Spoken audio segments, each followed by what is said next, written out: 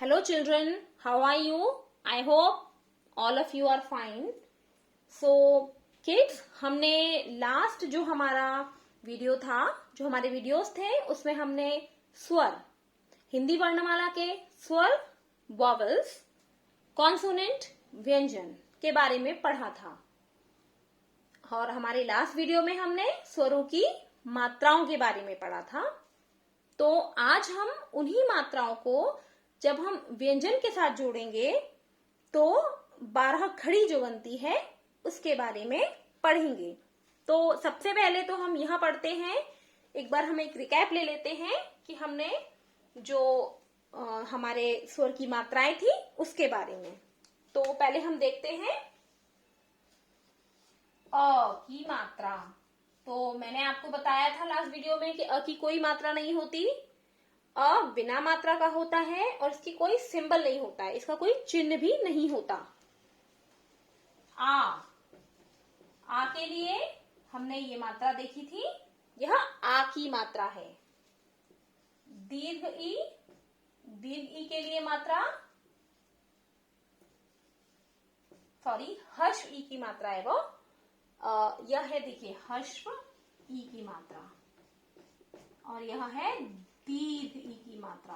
क्योंकि यह बोलते समय बहुत लंबा साउंड हमको लेना पड़ता है, इसीलिए यह है दीर्घ ई की मात्रा का जो साइन है, जो सिंबल है वह यह है। फिर हमारा है ओ, हश्व ओ, तो यह होगी हमारी ऊ की मात्रा, जो कि हमेशा नीचे लगती है, व्यंजन के नीचे लगाई जाती है। दीर्घ ऊ की मात्रा यह भी नीचे लगती है। इसके बाद हमारी है रु से ऋषि की मात्रा, यह भी व्यंजन के नीचे लगाई जाती है। ए की मात्रा, यह शिरोरेखा के ऊपर होती है। आई, यह भी शिरोरेखा के ऊपर है। ओ की मात्रा, फिर आती हमारी औ की मात्रा। इसके बाद है अम की मात्रा, यह शिरोरेखा के ऊपर एक बिंदी के तौर पर, एक बिंदी के रूप में लगाई जाती है। अह, यह विसर्ग है और यह भी शिरोरेखा के, जब हम जो व्यंजन लिखते हैं उसके बाजू में, उसके साइड में लगाई जाती है, और इन दोनों को हम बोलते हैं अयोग वाह। तो हमारी मात्राएं कितने प्रकार की हो गई, कितने हो गई? अ, आ, ई, ओ, ऊ, रु, ए, ऐ, ओ, औ, अम, अह। तो ये टोटल कितनी हो गई? 1 2 3 4 5 6 7 8 9 10 11 12 13। यह पूरी हमारी मात्राएं टोटल 13 हो गई। लेकिन अ जो है इसको कोई मात्राओं में नहीं गिना जाता है, इसीलिए हम इन पूरी मात्राओं को 12 ही गिनते हैं, और इसी 12 की वजह से हमारी बनती है 12 खड़ी। 12 खड़ी मतलब 12 जो मात्राएं हैं वह। तो 12 खड़ी जो है वह मात्रा, वह व्यंजन के साथ जुड़कर या किसी स्वर के साथ जुड़कर बनाती है एक मात्रा वाला मात्रा, जिसको हम शब्द भी बनाते हैं और शब्दों से फिर वाक्य बनते हैं। तो आइए हम पढ़ते हैं 12 खड़ी।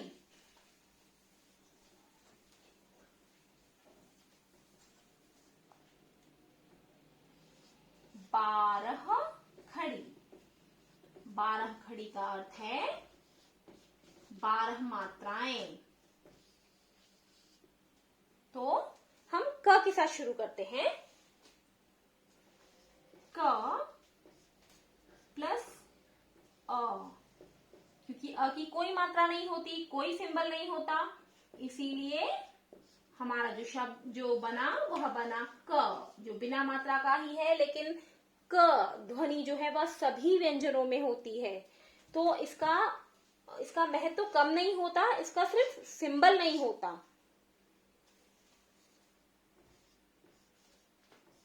क, आ की मात्रा, और यह सब छोटे हाफ क है, इसीलिए इनके नीचे हमने ये साइन, ये हलंत लगाया है। ये साइन हमने क्यों लगाया? क्योंकि ये आधा क के रूप में जाना जाता है। आ के साथ हमने जो मात्रा लगाई वह हमारी मात्रा का सिंबल है यह। तो यह क में जब यह सिंबल जुड़ गया, यह मात्रा जुड़ गई, तो हो गया का। क, इसमें हर्ष ई की मात्रा जोड़ी हमने, यह उसका सिंबल है, तो ये हो गया के। दीर्घ ई की मात्रा, तो यह बन गया की। फिर क, ओ की मात्रा, तो यह हो गया ओ,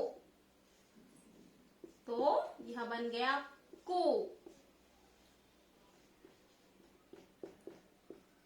दीर्घ ऊ की मात्रा, तो यह बन गया कु।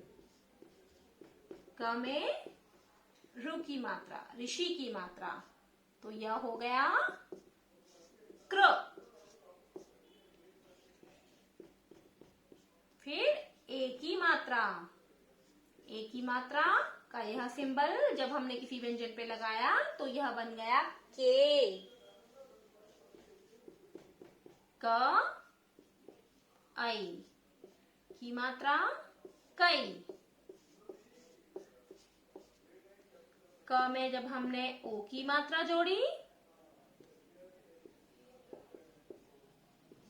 ओ, यह है ओ की मात्रा का सिंबल। तो क में जब हमने ओ की मात्रा लगाई तो ये हो गया को। क,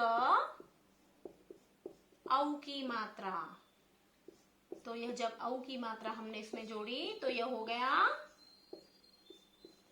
कौ। कम, अम की जो मात्रा है, अयोगवाह जो कहलाते हैं अम, तो यह हो गया कम। फिर क और अह की मात्रा, अह की मात्रा का यह सिंबल है, यह निशान है, तो यह हो गया कह। तो यह जो 12 खड़ी है यह कैसे बनती है? यह क में जब हमने अ की मात्रा लगाई तो यह हो गया क। क में आ की मात्रा जोड़ी तो हो गया का। क में ई की मात्रा जोड़ी तो के। क में बड़ी की मात्रा की। क में ऊ की मात्रा को। क में दीर्घ ऊ की मात्रा कु। क में रु की मात्रा क्रो। क में ए की मात्रा के। क में आई की मात्रा कई। क के साथ ओ की मात्रा जब जोड़ी तो को बन गया। क से औ की मात्रा जोड़ी तो कौ। क के साथ अम की मात्रा जोड़ी गई तो कम, और क के साथ अह की मात्रा जोड़ी गई तो अह। तो यह हमारी क की 12 खड़ी तैयार हो गई।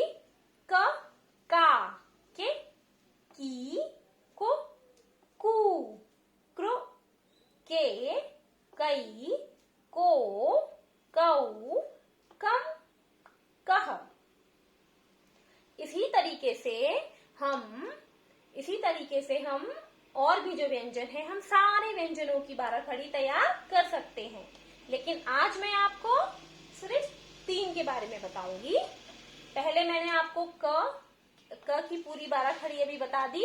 अब हम किसी और व्यंजन की 12 खड़ी तैयार करते हैं। इस तरह आप भी घर पर और शब्दों और व्यंजनों के साथ मात्राओं को जोड़कर 12 खड़ी बनाने की प्रैक्टिस कीजिएगा। तो चलिए अब हम नेक्स्ट 12 खड़ी देखते हैं हमारी। हम कौन सा व्यंजन लेंगे? हम च व्यंजन लेते हैं। च, च, चा, चे, ची, चच्चा, चिच्ची, चो, चू,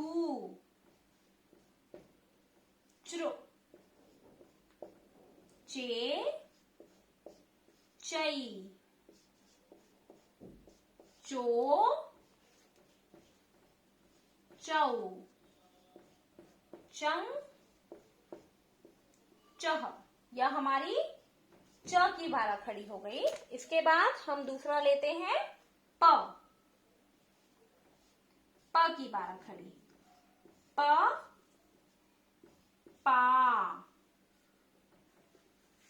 पे, पी, पो, पू, प्र, पे, पई,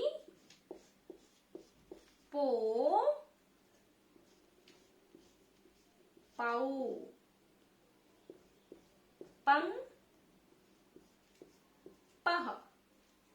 च की बारह खड़ी, प की बारह खड़ी। इसके बाद हम एक व्यंजन और लेते हैं। अब हम लेंगे म की बारह खड़ी। ये जो व्यंजन है, इसके ऊपर हम सारी मात्राओं को इसके साथ ऐड करेंगे और हमारी बारह खड़ी रेडी हो जाएगी। मा,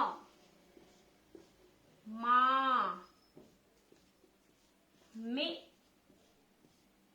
मी,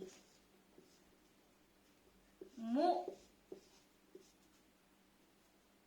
मू, म्र, मे, मई, मो, मऊ, मंग, मह। तो आज हमने ये 12 खड़ी सीखी हैं। आप इसको घर पे भी प्रैक्टिस कीजिए। एक बार मैं इंग्लिश में और आपको बताती हूँ, तो प्लीज एक बार और देखिए आप लोग और जरा ध्यान से समझने की कोशिश कीजिए। हमने क से शुरू किया था, मैं फिर से आपको क से बताती हूँ। क की जो 12 खड़ी है वह क, का, के, की, का, के, की, को, कू,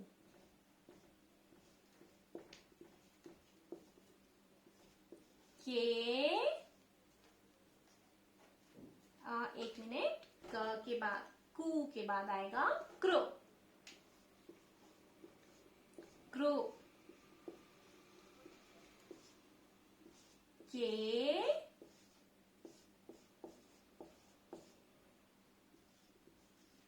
कई, को,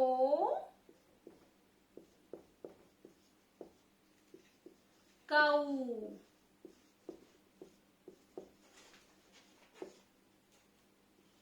कम, कह।